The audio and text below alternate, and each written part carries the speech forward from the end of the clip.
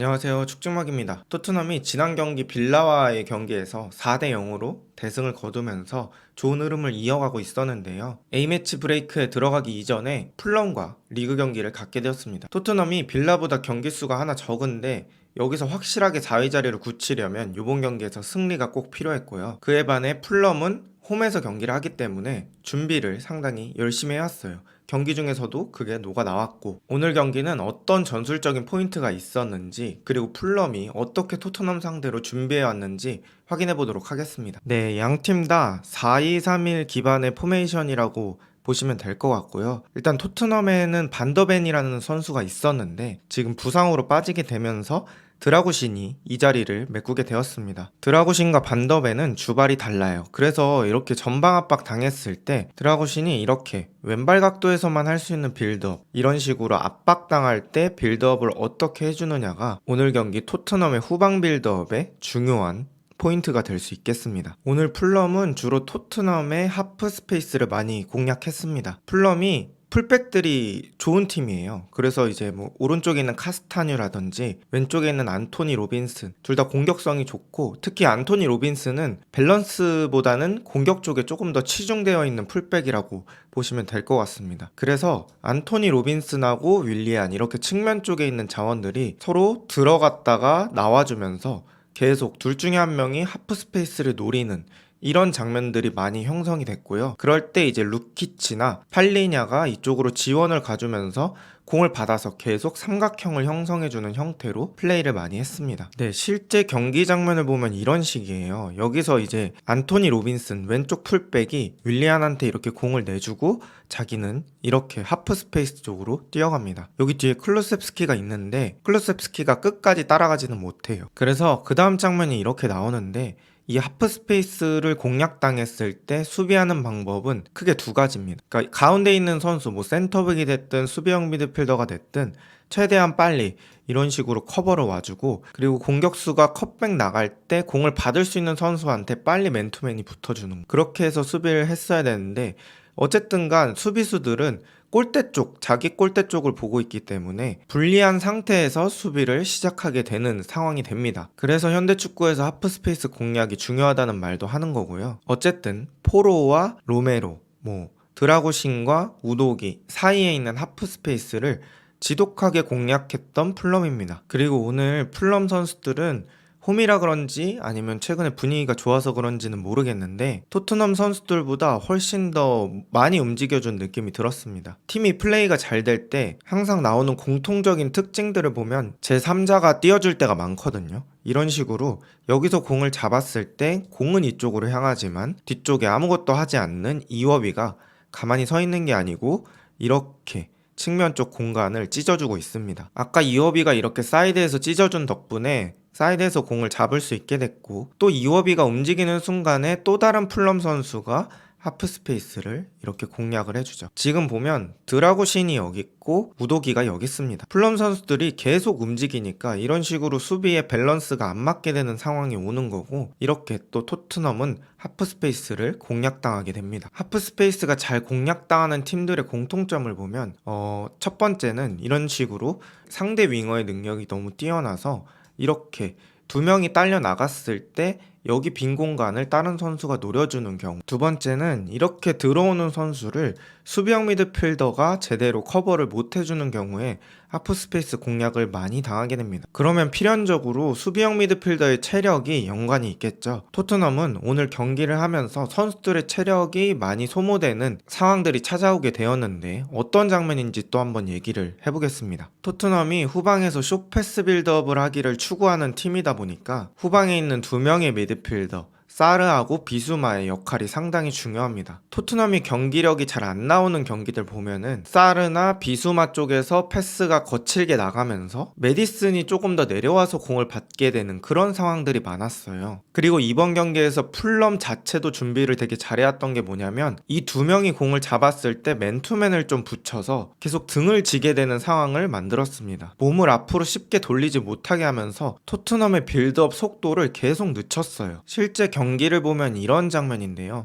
여기 보면 로메로부터 이렇게 사라에게 패스가 갑니다. 이때 보면은 풀럼 선수들이 다 데인마크를 수행하고 있어요. 사르에게도 붙어있고 비수마에게도 붙어있고 이워비도 우독에게 언제든 달려갈 준비가 되어 있죠. 이렇게 등을 돌리지 못하고 압박당하는 상황에서 비수마에게 짧은 패스를 연결하는데 패스미스가 나갑니다. 이런 장면들을 보면서 오늘 풀럼이 준비를 되게 잘해왔다고 느꼈어요. 이런 오픈 플레이 상황에서 맨투맨을 90분 내내 할 수는 없거든요. 근데 풀럼이 때로는 이렇게 데인마크를 수행하고 때로는 지역 방어를 수행하면서 수비 형태의 전환이 되게 자연스러웠습니다. 그러면서 토트넘의 후방 빌드업 속도가 느려지고 결국에는 메디슨이 계속 내려가게 되는 상황이 나옵니다. 메디슨이 내려오는 것 자체는 크게 문제가 되지 않을 수 있습니다. 하지만 그 빈도가 너무 많아지면 그건 토트넘에게 손해가 됩니다. 첫 번째는 빌드업의 속도와 관련이 있는데요. 공이 앞쪽에서 빠르게 놀수록 토트넘에게 더 위협적인 상황이 많이 나올 수 있는데 메디슨이 뒤쪽에서 공을 돌리니까 그런 빌드업에 대한 속도가 늦어지죠. 두 번째는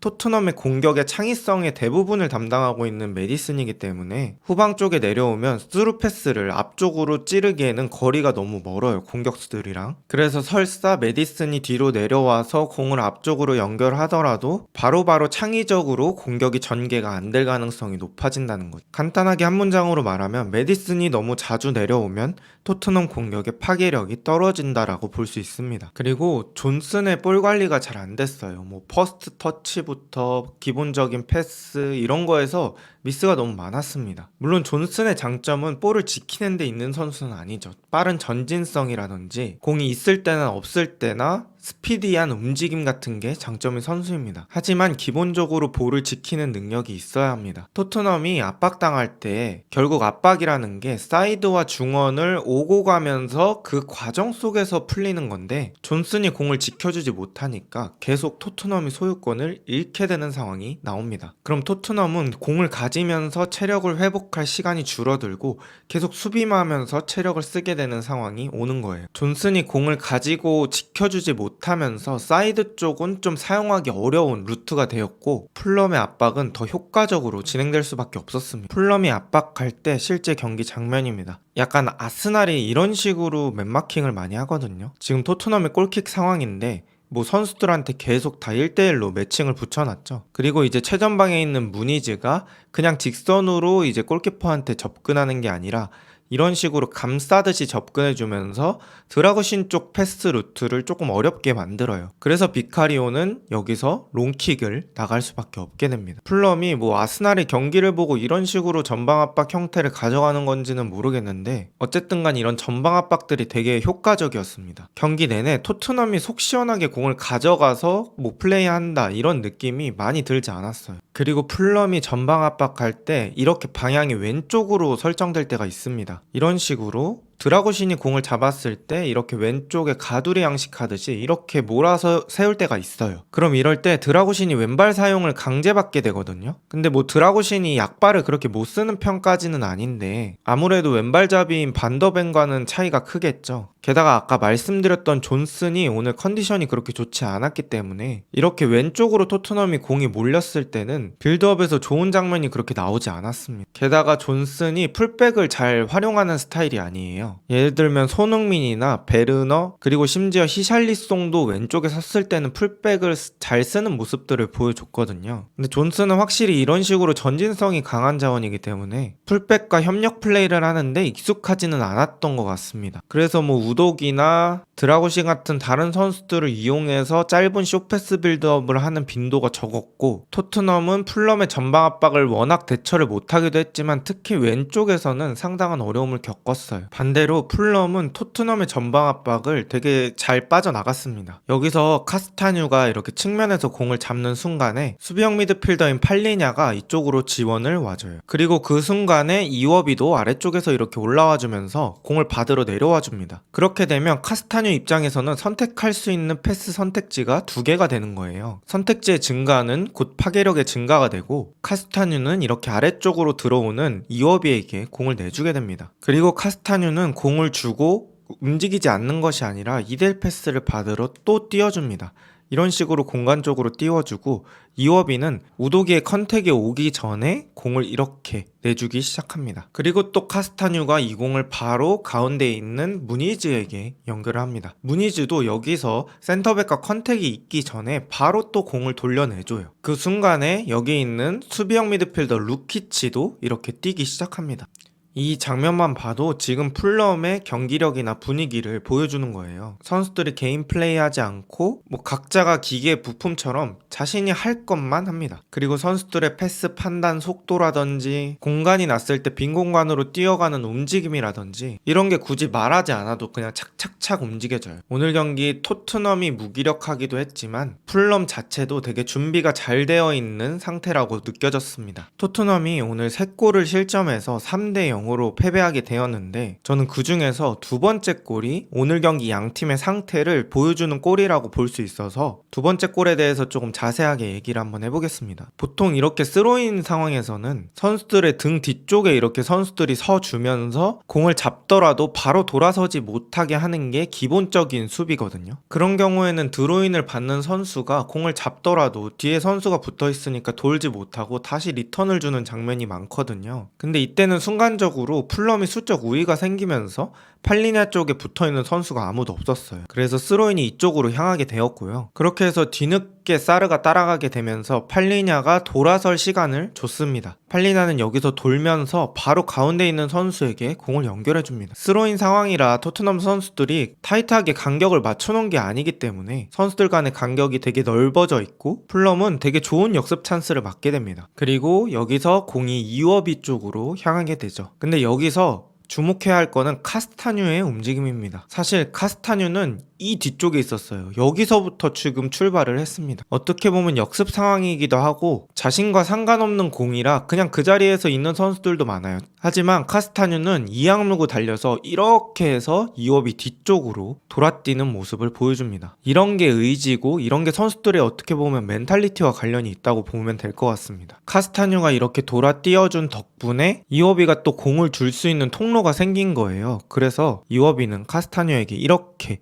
공을 내줍니다. 그리고 카스타뉴에게 공이 전달되는 순간에 루키치도 쉬지 않고 수비 사이 공간을 계속 파고듭니다. 그래서 루키치가 이런 식으로 띄워주고 카스타뉴가 루키치를 정확히 공략하고 패스를 준 건지는 모르겠지만 어쨌든 간 이 공간 쪽에 떨어뜨려 준다는 느낌으로 좋은 크로스를 넣었고 루키치가 이 공을 건드리면서 득점을 성공하게 됩니다. 이 골에서 제가 말하고 싶은 장면은 카스타뉴의 움직임으로 알 수 있듯이 어떻게 보면 자신과 관련 없는 장면이 될 수도 있었는데 누구 한 명도 쉬지 않고 계속 움직여주는 것으로 토트넘의 수비 라인을 붕괴시켰습니다. 그리고 또 토트넘은 나머지 2번의 실점을 하면서 결국엔 3대0으로 패배하게 됩니다. 오늘 경기 승부를 가른 3가지 포인트를 한번 정리해 보겠습니다. 첫 번째는 양 팀의 전방 압박의 완성도나 전방 압박의 대처 능력의 차이가 좀 컸습니다. 풀럼은 압박을 들어갈 때 데인마크를 하는 것도 되게 조직적으로 잘 들어갔고 압박에서 나오는 것도 상대의 피지컬적인 컨택이 있기 전에 패스를 빨리빨리 내주면서 토트넘의 전방 압박을 여러 번